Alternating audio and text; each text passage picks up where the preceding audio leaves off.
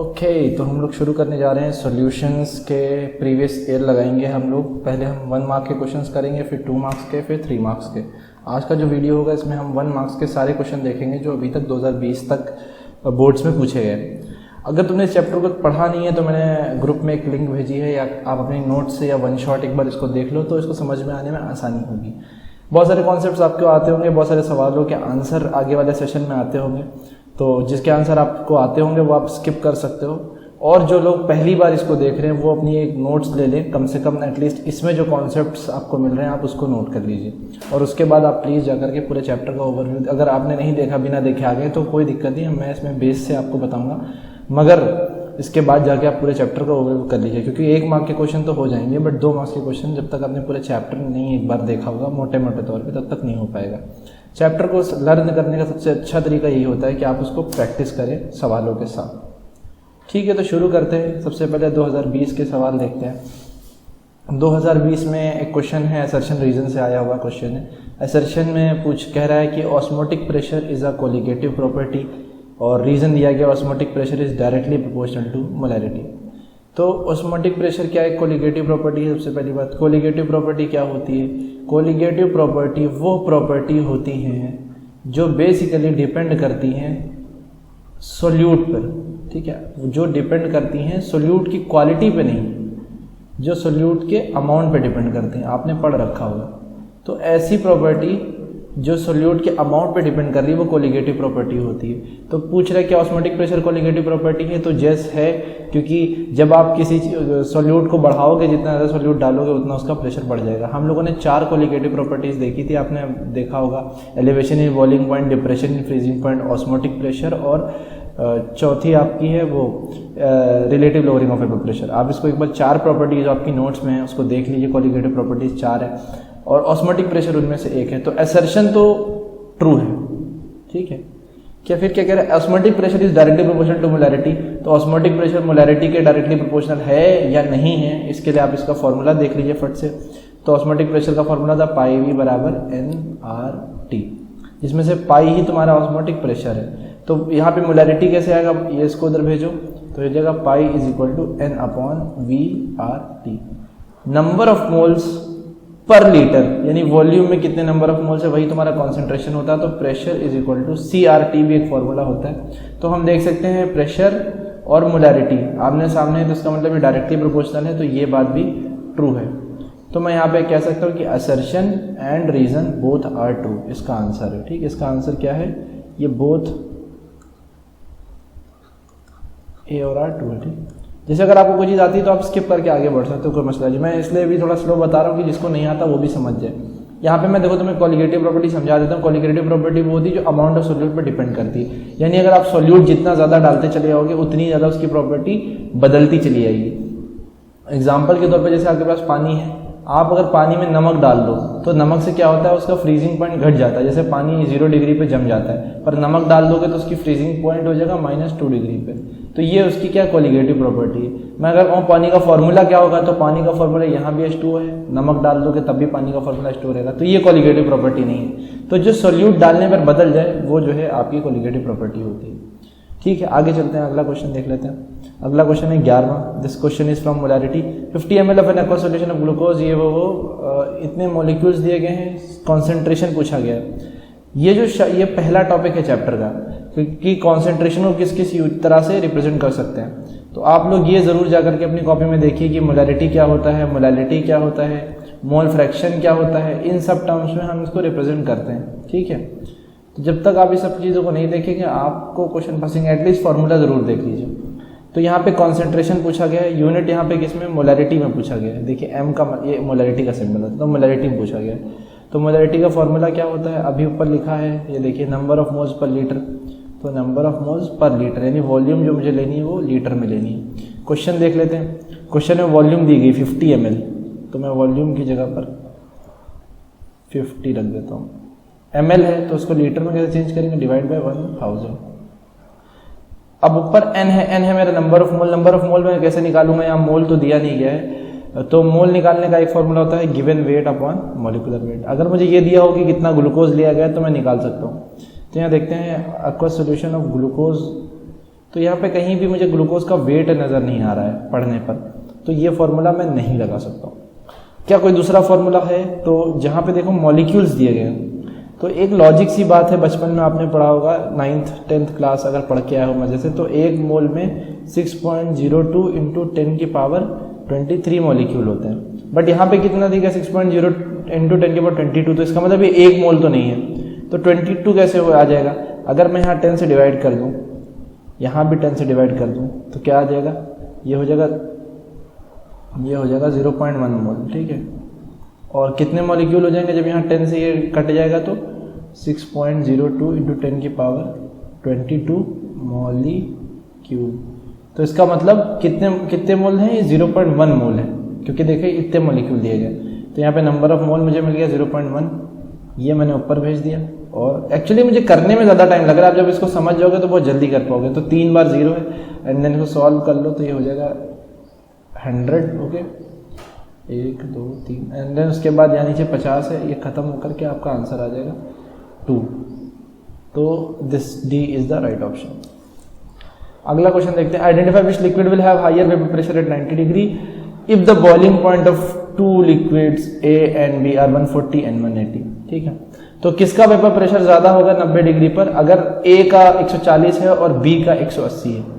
तो यहाँ पे वेपर प्रेशर बात कर रहे हैं। वेपर प्रेशर क्या होता है? जब किसी लिक्विड में जब कभी आप किसी वोलेटाइल लिक्विड को लो, वोलेटाइल का मतलब जो उड़ता है, जैसे आपने पेट्रोल ले लिया और इसको किसी बॉटल में आपने क्लोज करके रख दिया, तो आपको पता है इसके कई सारे मॉलिक्यूल उड़ेंगे और इसके ऊपर एक ढक्कन पे प्रेशर मारेंगे, भले वो निकल ना पाए।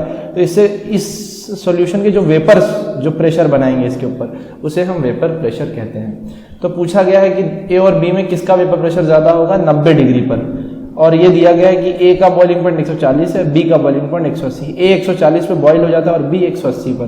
तो इस पर्टिकुलर डाटा से मुझे क्या बात पता चल रही है? अगर ए 140 डिग्री पे बॉइल हो रहा है और बी 180 डिग्री पे बॉइल हो रहा है, तो उसका मतलब बी देर में बॉइल हो रहा है। बी क्या है? बी मेरा स्ट्रॉन्ग इंटरमोलिकुलर फोर्स रखता है, और अगर बी की इंटरमोलिकुलर फोर्स ज्यादा है तो इसका क्या मतलब हुआ कि बी देर में एवापोरेट होगा, और ए की जो इंटरमोलिकुलर फोर्स है वो वीक है, क्योंकि ए जल्दी बॉयल हो रहा है। तो ए जल्दी हो रहा है तो ए की वीक मॉलिकुलर फोर्स, ए जल्दी उड़ेगा, ए ज्यादा मात्रा में उड़ेगा, ज्यादा मात्रा में उड़ने की वजह से ज्यादा प्रेशर होगा। तो अब यहाँ पे क्वेश्चन क्या? Identify which liquid will have higher vapour pressure. तो इसका आंसर है A will have higher vapour pressure. क्यों? क्योंकि जो है इसका रीजन क्या है? क्योंकि इसका क्या है? इसका लो बॉइलिंग पॉइंट है, जिसकी वजह से इसका लो इंटरमोलिकुलर फोर्स है, और इसकी वजह से वो इजीली एवापोरेट हो जाएगा। इस वजह से ज़्यादा मात्रा में रहेगा, ज़्यादा प्रेशर बनाएगा, ठीक है। देखो, अगर तुम्हें ये चीज़ आती तो आगे बढ़ते चलो, और जब भी कोई क्वेश्चन आया करे इसको पॉज करो। जैसे 2019 के क्वेश्चन है, आप इसको पॉज करिए और खुद से करिए। जब नहीं होता है तो फिर मैं इसमें सोल्यूशन करवा ही रहा हूँ, और इसको करिए। क्वेश्चन है, why are aquatic species more comfortable in cold water in comparison to warm water. मछलियां गर्म पानी में ज़्यादा स्टेबल, ज़्यादा कंफर्ट नहीं महसूस करती as compare to cold water. Cold water में वो ज़्यादा कंफर्ट महसूस करती हैं। ये है क्या है? ये है फैक्टर अफेक्टिंग सोल्यूबिलिटी से क्वेश्चन आया हुआ है, जिसमें मैंने पढ़ाया था बल्कि इसमें मैंने 2 टॉपिक पढ़ाया, फैक्टर अफेक्टिंग सोल्यूबिलिटी। अपनी नोट्स खोल करके देखिए, अपनी नोट्स साथ में रखिए प्लीज़ इसको करते हुए। फैक्टर अफेक्टिंग सोल्यूबिलिटी में 2 टॉपिक हैं, सॉलिड की लिक्विड में क्या सोल्यूबिलिटी है, और लिक्विड की लिक्विड में क्या, गैस इन लिक्विड की जो सोल्यूबिलिटी है। 2 मैंने फैक्टर लिखवाए थे ना। तो गैस पे मैंने बहुत सारे लिखवाए थे, टेम्परेचर पे क्या फ़र्क पड़ता है, प्रेशर पे क्या फ़र्क पड़ता है, इसमें भी लिखवाए थे। तो यहाँ पर हम देख सकते हैं कि कोल्ड और वार्म की बात हो रही है तो टेम्परेचर की बात हो रही है, ठीक है। और मैंने लिखवाया था कि अगर किसी चीज़ का तापमान बढ़ता है तो सॉल्युबिलिटी गैस की उसमें कम होने लग जाती है, उसमें से गैस बाहर निकलने लगती है, ठीक है। तो सिंपल सी बात है, क्योंकि गर्म पानी होगा तो warm water will have less amount of oxygen and cold water will have more amount of oxygen, क्योंकि कोल्ड वाटर का टेम्परेचर कम होता है, जिसकी वजह से ऑक्सीजन की सॉल्युबिलिटी ज़्यादा होती है।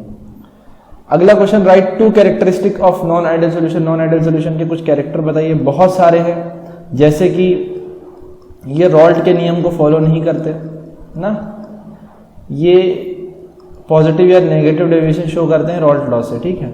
दूसरी बात, इनकी जो हीट एनर्जी होती है, चेंज इन हीट, वो 0 नहीं होती।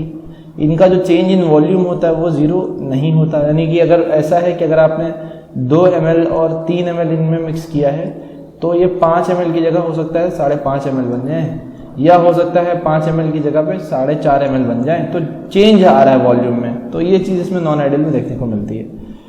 तो ये सारे में से कोई भी पॉइंट आप लिख सकते हो, आप अपनी कॉपी में देख सकते हो। फिर है out of 2 0.1 molar aqueous solution of, ये इंपॉर्टेंट क्वेश्चन है, ठीक है, ये एक यूनिक टाइप का क्वेश्चन है।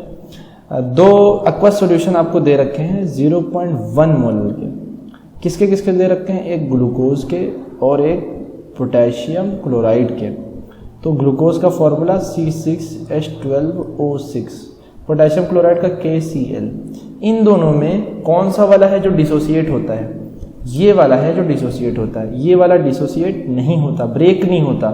तो अगर तुमने इसके 1 मोल लिया है सॉल्यूशन में, तो जब एक्सपेरिमेंट करोगे तो तुम ये इसके पाओगे कि ये 2 मोल बन चुका है, क्योंकि ब्रेक हो जाता है।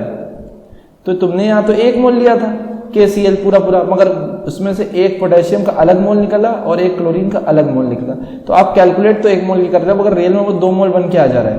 तो आपकी प्रॉपर्टी जो है वो बढ़ जाएगी, क्योंकि जो क्वालिटेटिव प्रॉपर्टी होती है वो किस पे डिपेंड करती है, वो अमाउंट ऑफ सोल्यूट पे डिपेंड करती है ना भाई। अभी यहाँ पे 1 मोल है, यहाँ पे 2 मोल अगर हो जा रहा है तो प्रॉपर्टी बढ़ जाएगी। तो यहाँ पे देखो 0.1 मोलर है, सेम मात्रा में पोटेशियम भी लिया है और ग्लूकोज भी लिया है।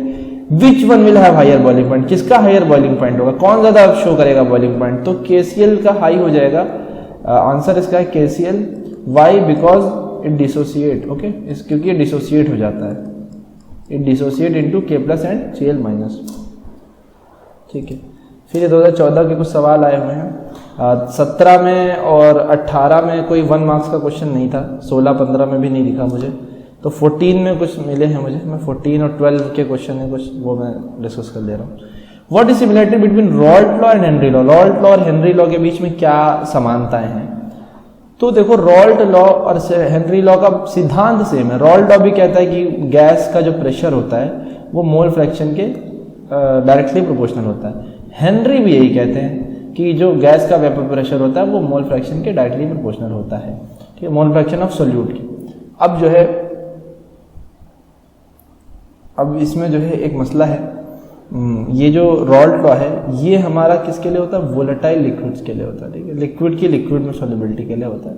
और हेनरी का जो होता है वो गैस इन लिक्विड के लिए, यानी हम मानते हैं कि जो वेपर प्रेशर गैस का है वो मोल फ्रैक्शन के डायरेक्टली प्रोपोर्शनल है। और यहाँ पर हम जो मानते हैं वो मानते हैं वेपर प्रेशर, जो वोलेटाइल लिक्विड का जो वेपर प्रेशर है जो उड़ रहा है वो वाला वेपर प्रेशर, वो वेपर प्रेशर उसके मोल फ्रैक्शन के डायरेक्टली प्रोपोर्शनल होता है।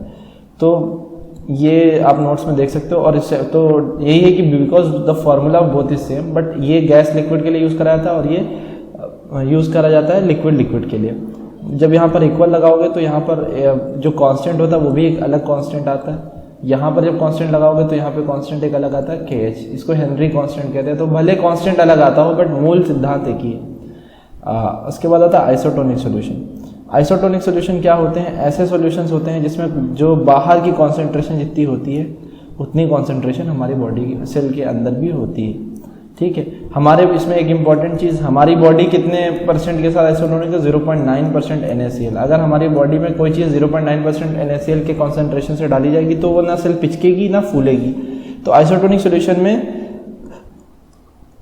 Concentration in and out of cell, यानी सेल के अंदर और सेल के बाहर जो होती है वो सेम होती है। ये मेरा ऐसे सॉल्यूशन आइसोटोनिक सॉल्यूशन कहलाते हैं। इसमें ना कुछ अंदर जाएगा पानी ना कुछ बाहर आएगा।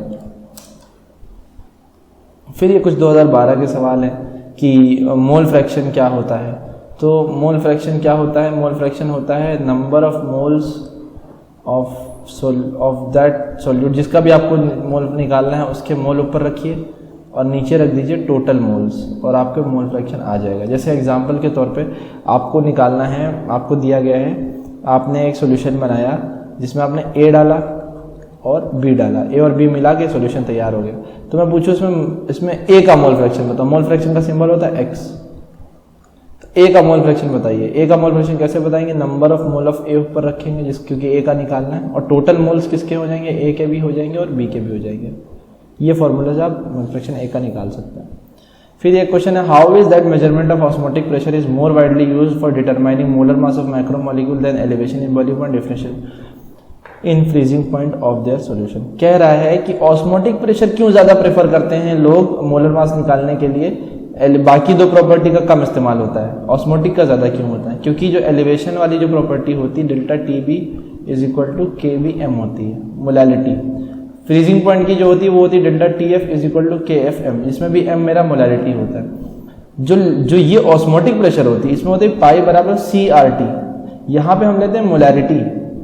तो मोलैरिटी कैलकुलेट करना इजी है बिकॉज इसमें वॉल्यूम निकालनी रहती है, ये कैलकुलेट करना थोड़ा सा टाइम टेकिंग होता है। तो मोलैरिटी में अगर चीजें हैं तो इजीली कैलकुलेट हो जाती है। तो it is because osmotic pressure is in the terms of molarity and others are in terms of molality, इसलिए इसमें वेट कैलकुलेट करना इजी रहता है और इसीलिए ऑस्मोटिक प्रेशर ज़्यादा प्रेफर किया जाता है। फिर क्या है, a compound undergo dimerisation in organic solvent, ये थोड़ा आधा क्वेश्चन है, इसमें आगे ऐड कर दे रहा हूँ। ये सवाल है, फाइंड वांट ऑफ फैक्टर, उसका वांट ऑफ फैक्टर बताइए। तो एक कंपाउंड है, मान लो एक्स है, डाइमराइज हो गया यानी ऐसे होल ट्वाइस हो गया उसका, ठीक है। पूछा गया है इसका वो बताइए वांट ऑफ फैक्टर। तो वांट ऑफ फैक्टर कैसे निकल के आएगा? वांट ऑफ फैक्टर कैसे निकल के आएगा? ऐसे निकल के आएगा, जितनी ऑब्जर्व होती है, मतलब नीचे हम लोग एक्चुअल वैल्यू लिखते हैं, ऊपर हमारी ऑब्जर्व आती है। तो एक्चुअल मोल्स इसके कितने थे? 2 थे, नीचे हम लोग एक्चुअल लिखते हैं। फिर बाद में कितने हो गए? तो 1 हो गए। हमने लिए कितने थे और हुए कितने? 1, तो इसका आई आ जाएगा 1/2। यानी अगर आप इसको 2 मोल लिए हो तो वो एक्चुअल में सोल्यूशन में 1 ही मोल देगा, आधा हो जाएगा, ठीक है। तो यहाँ पर सारे क्वेश्चन 1 मार्क्स के ख़त्म हो गए। जो क्वेश्चन नहीं समझ में आएगा वो पूछ लेना, ठीक है। इसमें स्क्रीनशॉट लेके मुझे पर्सनली भेज के पूछ सकते हो। उसके अलावा आप खुद से भी प्रैक्टिस करो। कल हम लोग 2 मार्क्स के क्वेश्चन करेंगे और चैप्टर पढ़ लेना, बिकॉज अभी हमने कोई न्यूमेरिकल पार्ट आज नहीं करा है, सिर्फ कुछ कॉन्सेप्चुअल क्वेश्चन थे, ठीक है। इसमें बहुत सारे क्वेश्चन, अभी बहुत सारे क्वेश्चन तरह के नहीं बने, जैसे एग्जाम्पल्स मैंने इसमें नहीं दिए कि नॉन आइडियल का एग्जाम्पल बताओ या इस तरह से, मगर धीरे धीरे हम करते चलेंगे तो हमें क्वेश्चन और भी तरह के मिलते चलेंगे, ठीक है। अभी के लिए इतना ही, थैंक यू।